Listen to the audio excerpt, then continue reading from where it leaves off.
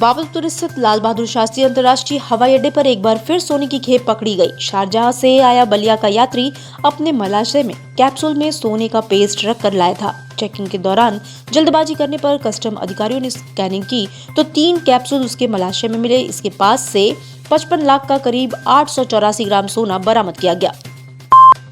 मां के कंकाल के साथ 1 वर्ष बिता चुकी दोनों बेटियों पल्लवी और वैष्णवी की देखरेख अब उसके नाना करेंगे। दोनों बेटियों के साथ अब उसके नाना सामने घाट स्थित घर पर ही रहेंगे। शुक्रवार को घर की साफ सफाई के बाद दिवंगत बेटी उषा की दोनों बेटियों संग नाना रामकृष्ण खुद रहेंगे और उनकी देखरेख करेंगे। साथ ही दोनों बहनों के करियर को नई दिशा देने की कोशिश करेंगे। सर्दियों की दस्तक के साथ ही साइबेरियन पक्षियों के काशी पहुंचने का सिलसिला शुरू हो गया है। ठंड बढ़ने के साथ ही पक्षियों की संख्या और बढ़ेगी। साइबेरियन पक्षी गंगा की लहरों पर कलरव करते हैं। सैलानियों के लिए यह नजारा आकर्षित करने वाला होता है। सैलानी प्रवासी पक्षियों को ब्रेड, नमकीन और तमाम तरह की चीजें खिलाते हैं। फरवरी के अंत तक तापमान बढ़ने के साथ ही प्रवासी पक्षी वापस लौट जाते हैं। आमतौर पर साइबेरियन पक्षी अक्टूबर में गंगा किनारे घोंसला बना लेते हैं, लेकिन इस बार देर से आए हैं। बनारस सहित पूर्वांचल के विभिन्न जनपदों में पश्चिमी विक्षोभ के चलते 2 दिसंबर तक हल्की से सामान्य बारिश के संकेत मिल रहे हैं। पश्चिमी विक्षोभ के ही असर से सोमवार आधी रात के बाद बनारस और आसपास के जिलों में बारिश हुई। वहीं मंगलवार को पूरे दिन बादलों की धूप से जोर आजमाइश चलती रही। इससे दिन के तापमान में 1 डिग्री की कमी आई। वहीं बुधवार और गुरुवार को अधिकतम तापमान 26.5 से कम और न्यूनतम तापमान 15.5 डिग्री के पास रहा। बड़ा सा बादल का टुकड़ा था जो कि अपने क्षेत्र से गुजर रहा है इस समय, और ये भी कल तक इसका असर कम से कम रहेगा। 2 तारीख के दोपहर शाम को। सर, लगातार देखा जा रहा है बादल भी हैं, धुंध भी छाया हुआ है और हल्की फुल्की बारिशें भी हो रही हैं। ये तीनों जो समीकरण है क्या इशारा करते हैं आने वाले मौसम? देखिए, बड़ा अजीब सा मौसम इस समय चल रहा है। रात का टेम्परेचर बढ़ा हुआ है और दिन का टेम्परेचर गिरा हुआ है, और मॉइस्चर जो नमी है वो बरसात के कारण बहुत ज़्यादा है इस समय। लोकल जो ज़मीन पर नमी है, ऐसी स्थिति में थोड़ा सा भी जो टेम्परेचर डाउन होता है उस समय धुंध की कंडीशन डेवलप हो जाती है। लोकल धुंध की कंडीशन है ये, और ये कल के बाद थोड़ी सी क्लियर होगी। महात्मा गांधी काशी विद्यापीठ के छात्र संघ चुनाव न होने से छात्रों का आक्रोश बढ़ता जा रहा है। विश्वविद्यालय परिसर में छात्र संघ चुनाव की मांग को लेकर छात्र अनिश्चितकालीन धरने पर बैठ गए हैं। अनिश्चितकालीन धरने के तीसरे दिन विश्वविद्यालय के प्रशासनिक भवन के सामने महात्मा गांधी की प्रतिमा के पास सैकड़ों छात्रों ने जमकर नारेबाजी किया। देखिए, आप भली भांति ये परिचित हैं कि यह विद्यापीठ की वही धरती है जिसने देश की आज़ादी में अपनी अहम भूमिका निभाई थी।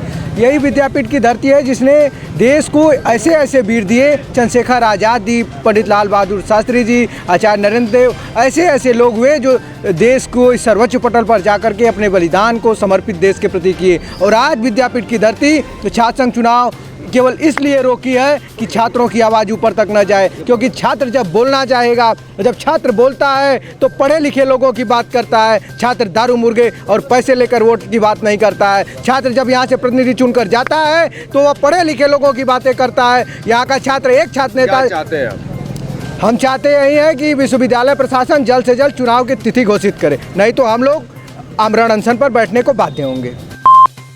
नगर निगम वाराणसी को भले स्मार्ट सिटी के लिए सम्मानित किया जा रहा हो, लेकिन शहर की बदहाली और गंदगी अधिकारियों व जनप्रतिनिधियों के दावों की पोल खोल रहा है। तस्वीरों में दिख रहा है नजारा वाराणसी के कैंट रेलवे स्टेशन और रोडवेज के समीप नगर निगम के वार्ड नंबर 15 परेड कोठी का।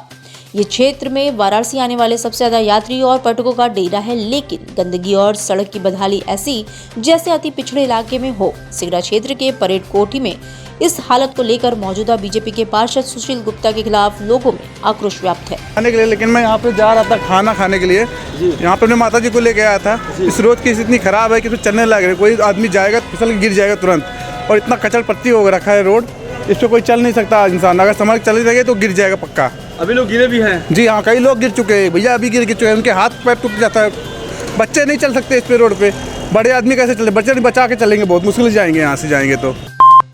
सोशल मीडिया पर ट्रॉमा सेंटर के वायरल वीडियो मामले में एमटीएस सुपरवाइजर विजेंद्र नाथ पांडे एवं कर्मचारियों ने स्पष्टीकरण दिया है। सुपरवाइजर ने कर्मचारियों संग एक वीडियो जारी करते हुए वायरल वीडियो का खंडन किया है। बताया कि हमारे खिलाफ षड्यंत्र किया जा रहा है। हम लोग आपस में हंसी ठिठोली कर रहे थे। इस दौरान किसी ने इस घटना का वीडियो वायरल कर दिया। एक कथित मीडिया चैनल द्वारा हमें बदनाम करने की साजिश रची जा रही है। हम लोगों ने कोरोना काल के दौरान कई घंटों तक नौकरी किया। उस समय ये लोग नहीं दिखाई दिए। अब ये लोग हमारा वीडियो गलत रूप से प्रचारित कर रहे हैं। जिस समय पूरी दुनिया कोरोना से जूझ रही थी, उस समय हम लोगों ने जनता की सेवा की। कोई पूछने नहीं है कि हम लोग कैसे हैं कैसे नहीं। कोई अपने माँ बाप को नहीं पूछता था, कोई अपने भाई बहन को नहीं पूछता था। उस समय में जो हम लोग किसी तरीके से सारे लोगों की सेवा करके आगे बढ़े और सबको ज़्यादा से ज़्यादा हम लोग ने सेवा दिया। उसके बावजूद भी हम लोग को यहाँ पर अपमानित किया जा रहा है एक वीडियो के द्वारा। वो वीडियो हम लोगों की पर्सनल है और हम लोग एक दूसरे से सहमत हैं। हंसी ठिठोली खेल कूद उस समय अपने परिवार को नहीं देख पाते थे। उसके बावजूद भी हमारे भाई बहन सब लोग मिल के परिवार की तरह हम लोगों ने काम किया। और ये जो इंडिया न्यूज़ चैनल जो भी ये न्यूज़ चलाया जाए सरासर गलत है। इसका ओरिजिनल ऑडियो आप सुन सकते हैं, उसमें आपको सब कुछ क्लियर हो जाएगा कि क्या सत्य है और क्या गलत है। बाकी की चीज़ें महात्मा गांधी काशी विद्यापीठ प्रशासन राष्ट्रपति द्रौपदी मुर्मू का भव्य स्वागत करने की तैयारी में जुट गया है। महात्मा गांधी काशी विद्यापीठ के डॉक्टर अमिता सिंह ने बताया कि इस बार का दीक्षांत समारोह 2.5 घंटे के स्थान पर समारोह महज 1 घंटे के भीतर ही समेट लेने का निर्णय लिया गया है। यही नहीं, मंच से सिर्फ प्रमुख मेधावी छात्रों को ही मेडल देने के विचार किया जा रहा है।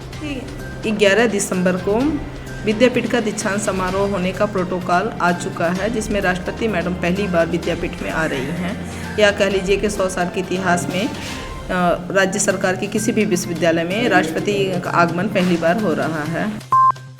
पूर्वांचल की फल फूल और सब्जियां नए कीर्तिमान स्थापित कर रही हैं। वाराणसी में पहली बार एक महीने में 100 मीट्रिक टन पेरिशनेबल उत्पाद निर्यात किया गया है। योगी सरकार की नीति और कृषि और प्रसंस्कृत खाद्य उत्पाद निर्यात विकास प्राधिकरण की सक्रियता से ये रिकॉर्ड कायम हुआ है। पूर्वांचल के किसानों के अंतर्राष्ट्रीय स्तर की गुणवत्ता पैदावार और एफपीओ की मदद से वाराणसी से हरी सब्जियों और फलों का निर्यात संभव हो पा रहा है। उल्लेखनीय है कि शुक्रवार को लगभग 500 मीट्रिक टन का कंसाइनमेंट वाराणसी के लाल बहादुर इंटरनेशनल एयरपोर्ट से दुबई भेजा गया, जिससे एपिडा के chairman Abhishek Dev virtually flag off कट के रवाना किए। विधानसभा के शीतकालीन सत्र के अंतिम दिन अखिलेश यादव पर सीएम योगी ने जमकर निशाना साधा। उन्होंने अपने संबोधन में अखिलेश यादव को आड़े हाथों लिया और उन पर तीखा जवाबी प्रहार किया। वहीं सीएम योगी ने यूपी में एजुकेशन सिस्टम पर चर्चा करते हुए वाराणसी में बने अटल आवासीय विद्यालय का भी जिक्र किया। उन्होंने अखिलेश यादव पर तंज कसते हुए कहा कि 2017 के पहले गरीब बच्चों को जूते, मोजे और अच्छी शिक्षा क्यों नहीं मिल पाई थी।